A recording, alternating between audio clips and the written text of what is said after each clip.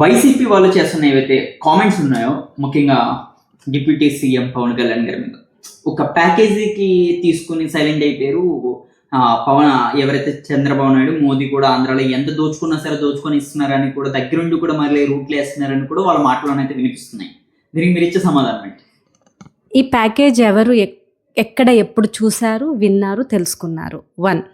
2, మీకు ప్యాకేజీలు అలవాటు కాబట్టి ఆ ప్యాకేజీలు డ్యామేజ్లు మాకు అలవాటు లేదు అని తెలుసుకోవడం చాలా చాలా ఇంపార్టెంట్. 2, అండ్ మోర్ ఇంపార్టెంట్లీ, నాకు I demand you guys, every YCP guys, మీరు ఇప్పుడు యాక్టివ్గా ఎవరైతే ఉన్నారో వాళ్ళు, నాకు మీరు ఇంతకు ముందున్న డెప్యూటీ సీఎం, మీరు గవర్నమెంట్లో ఉన్న డెప్యూటీ సీఎం, గవర్నమెంట్లో ఉన్నప్పుడున్న డెప్యూటీ సీఎం క్యాలెండర్ తీసుకోండి.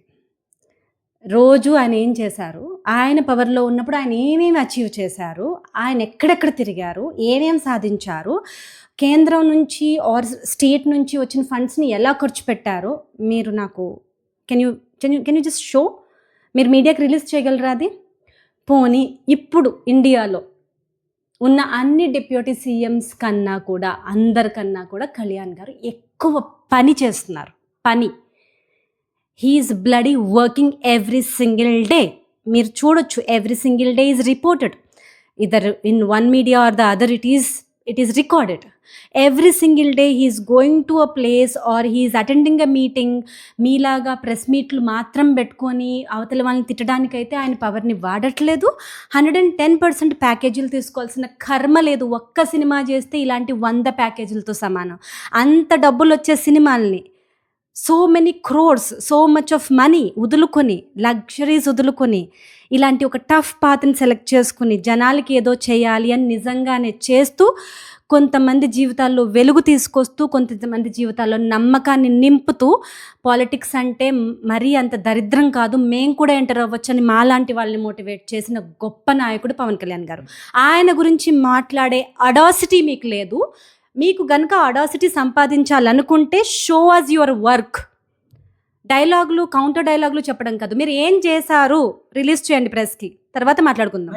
చివరి ప్రశ్న, ఇప్పుడు ఉన్న ఆంధ్రప్రదేశ్ ప్రజలు అవ్వచ్చు, ఎనీ పబ్లిక్, అసలు రాజకీయ నాయకులు ఏం చూడాలి అంటే, వీళ్ళు వస్తే ఇంతమందిని లోపల వేస్తున్నారు, వీళ్ళు వస్తే ఇంతమందిని లోపల వేస్తున్నారు, మేము అధికారంలోకి వస్తే మీకు ఒక్కొక్కరికి కూడా మీరు ఎక్కడున్నా సరే తీసుకొచ్చి జైల్లో కూర్చోబెడతానని కూడా మాజీ ఎక్స్-సీఎం వైఎస్ జగన్ కూడా చెప్పడం అయితే జరిగింది. దీనికి మీరేమంటారు? తప్పు చేస్తే 100%, క్రైమ్ చేస్తే తీసుకెళ్ళండి, కూర్చోబెట్టండి.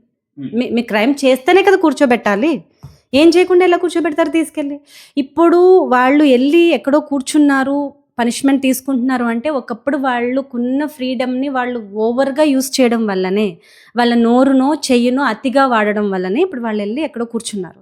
మీరు అధికారంలోకి వస్తే మీరు టిట్ ఫర్ టాట్ చేస్తాము అంటే, మీరు ఇండియన్ పీనల్ కోడ్ని మీరు ఇన్సల్ట్ చేస్తున్నట్టు, మమ్మల్ని కాదు. అంటే మీ చేతిలో సుప్రీంకోర్టు ఉందా?